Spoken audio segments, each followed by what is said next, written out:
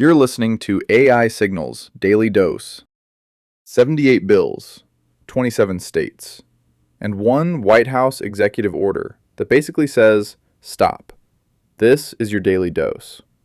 The escalating battle over who gets to regulate artificial intelligence in America. States are racing to pass laws. The White House is threatening to sue them for it. And 5 days from now, a pair of federal deadlines could reshape the entire fight. By the end of this episode, you'll understand why even Republicans are defying the White House on this one. Let's get into it.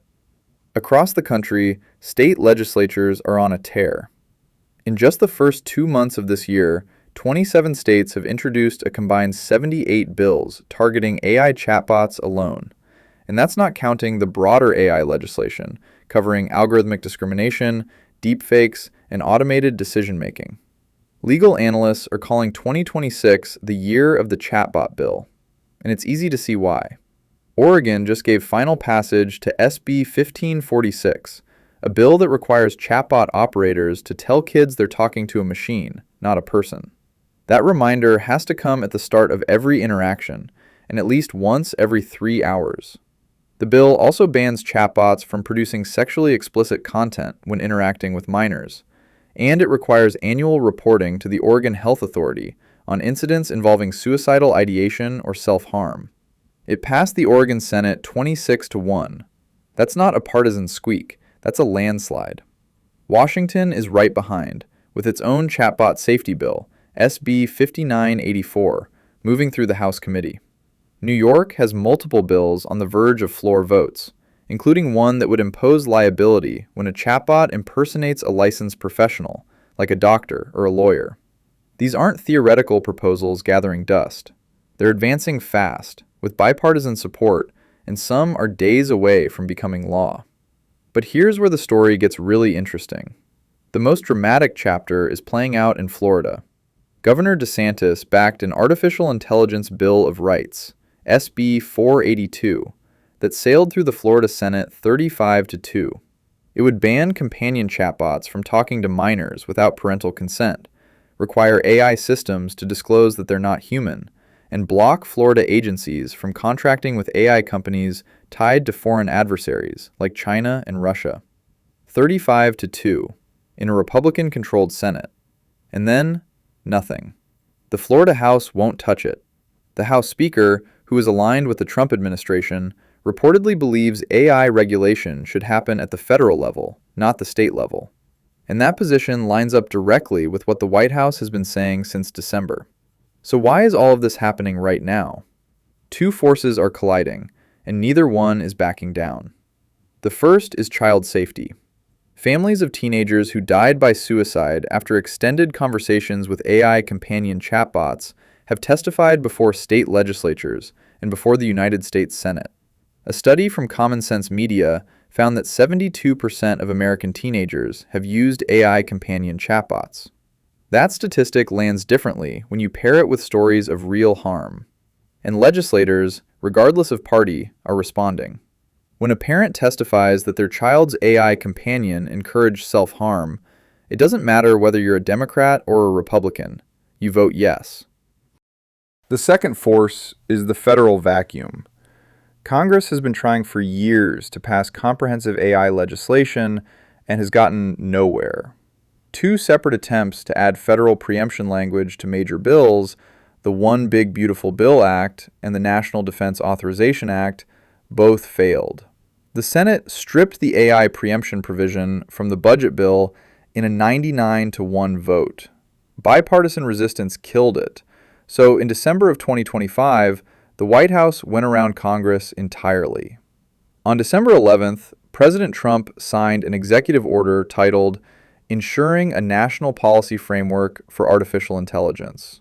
The order created something called the AI Litigation Task Force, run by the Attorney General, whose sole job is to challenge state AI laws the administration considers inconsistent with federal priorities. The order also directed the Department of Commerce to condition $42 billion in broadband infrastructure funding on states repealing AI regulations deemed, and I'm paraphrasing here, onerous. In other words, The White House is saying to the states, regulate AI the way we want or lose your broadband money. And if that doesn't work, we'll see you in court. Now, here's the part that makes this whole thing so unpredictable, and it's a detail most people have missed. The executive order has a massive carve-out. It explicitly exempts child safety laws from federal preemption. And since almost every one of those 78 state chatbot bills is focused on protecting minors, the White House may have accidentally given states a bulletproof shield for their most popular AI legislation. The real targets appear to be laws like the Colorado AI Act, which requires companies to protect consumers from algorithmic discrimination. The White House has specifically criticized Colorado's law, claiming it would force AI models to produce false results.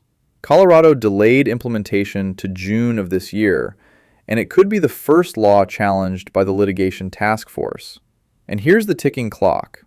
On March 11th, 5 days from today, two deadlines converge. The Secretary of Commerce must submit a report identifying state AI laws the administration considers burdensome, and the Federal Trade Commission must issue a policy statement on when state AI laws are preempted by federal authority. That report goes straight to the AI Litigation Task Force. So by next Wednesday, we could have a federal hit list of state laws the administration plans to challenge in court. Meanwhile, the AI industry itself is splitting in two.